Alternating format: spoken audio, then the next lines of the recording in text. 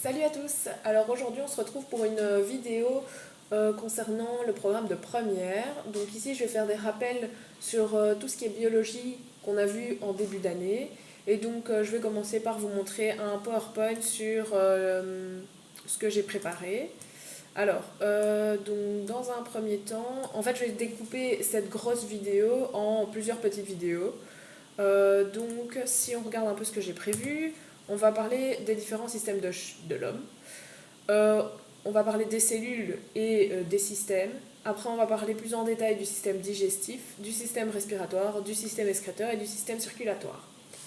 Alors, commençons par le commencement. On va parler donc des cellules et puis de ce qu'elles entraînent au niveau des systèmes. Alors, dans un premier temps, on analyse les besoins vitaux des vivants. Ces besoins vitaux, on retrouve se nourrir, respirer, se reproduire, évacuer les déchets et faire circuler les substances qu'on a récupérées de la nourriture et de l'oxygène par exemple. En fonction de ces besoins, ils vont développer des fonctions vitales. Ces fonctions vitales, on voit qu'il y en a plusieurs. On a la nutrition, la respiration, la reproduction, l'excrétion et la circulation. Si on regarde un vivant, un organisme, et qu'on va voir à l'intérieur de cet organisme de quoi il est constitué, on va remarquer qu'il y a des appareils. Donc comme l'appareil digestif, l'appareil respiratoire, ou on peut appeler ça aussi système digestif, système respiratoire, etc., etc. Si on analyse et qu'on va voir de quoi sont constitués ces systèmes, on remarque qu'ils sont constitués d'organes. Donc par exemple ici les bronches dans le système respiratoire. Si on va encore voir de quoi est constitué un organe, on va remarquer qu'il est formé de tissus. Ces tissus sont aussi formés de cellules qui sont eux-mêmes formées d'autres choses. Et donc de quoi est-ce qu'elles sont constituées ces cellules? On remarque qu'elles sont constituées d'abord d'une membrane, qu'on va appeler la membrane cytoplasmique. À l'intérieur de cette membrane cytoplasmique, on va parler du cytoplasme. Et puis à l'intérieur, on va avoir le noyau. Dans le noyau, il va contenir en fait tout ce qui est ADN et matériel génétique dont on vous parlera sûrement en troisième.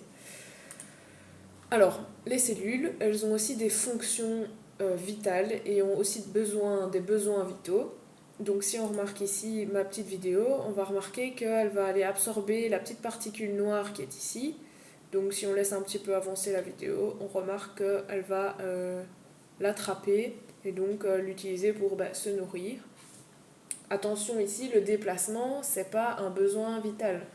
On n'oublie pas que les plantes sont aussi des vivants et les plantes, que je sache, elles ne marchent pas, elles ne se déplacent pas. Voilà, donc ici elle vient de l'ingérer, elle va la dissoudre et donc en fait sans l'utiliser pour se nourrir. On a plusieurs sortes de cellules. Comme je vous ai parlé des végétaux, évidemment les végétaux, ils n'ont pas les mêmes cellules que nous. Si on regarde un peu les cellules animales, généralement, elles sont constituées d'une membrane, comme je vous l'ai dit, d'un noyau et du cytoplasme. Eh bien, si on regarde les cellules végétales, elles ont deux choses en plus. Elles ont une paroi ou membrane cellulaire. On va plutôt parler de paroi parce que une paroi c'est plus solide. Donc une paroi cellulaire ou cellulosique. Elles ont à l'intérieur donc, du cytoplasme, on va avoir une vacuole. Donc la vacuole, c'est une poche qui est remplie d'eau et qui va aussi servir aux plantes de réserve d'eau ou autre, ou un milieu d'échange avec le reste du milieu. Mais donc on remarque aussi qu'elles ont une forme bien particulière, une forme géométrique propre aux végétaux, par rapport aux cellules animales qui, elles, ont des formes complètement what the fuck. Donc pas du tout géométriques en fait.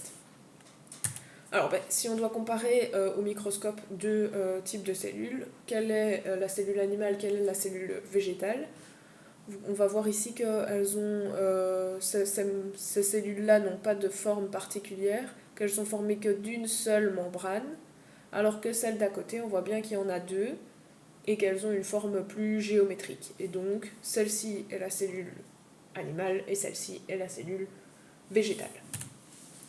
Voilà, et donc les justifications, c'est celle que je viens de vous dire. Forme propre et une seule membrane, alors que l'autre, deux membranes et une forme bien délimitée, donc bien géométrique. Voilà, c'est à peu près tout pour cette vidéo. La prochaine, on parlera donc de la nutrition. Je vais sûrement vous contacter pour qu'on puisse s'appeler en fait via Zoom. Et donc, ce serait intéressant que vous vérifiez bien TOT de ces jours-ci pour qu'on puisse vérifier les dates pour qu'il n'y ait pas de problème avec vos autres cours. Il me semble que vous avez des cours aussi de français par vidéo, donc voilà. Je vais aussi mettre un quiz sur internet, mais tout ça vous aurez sur TOT, vous aurez les informations sur TOT. Sur ce, je vous dis à bientôt et n'oubliez pas de bien consulter tout ça dans les jours qui viennent. Les cours reprennent. N'hésitez pas à vous abonner parce que sinon vous allez passer à côté de certaines vidéos et ça m'embêterait. Et voilà, c'est à peu près tout. Passez une bonne journée. Au revoir.